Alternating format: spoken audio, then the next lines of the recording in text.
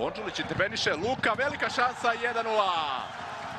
1:0, Luka koristi jednu situaciju koja nije toliko mirisala na gol.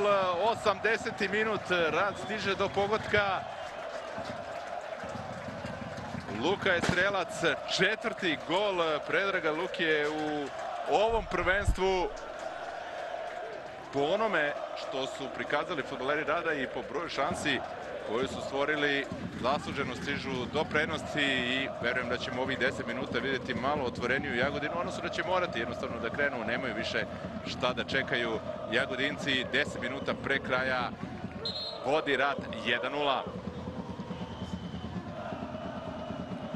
Još jednom u kadru strelac gola, kažem četvrti gol Luke u ovom prvenstvu. Pršo je prošao, Bondžulić je namestio loptu na nogu Predraga Luke, 1:0 vodi Rad.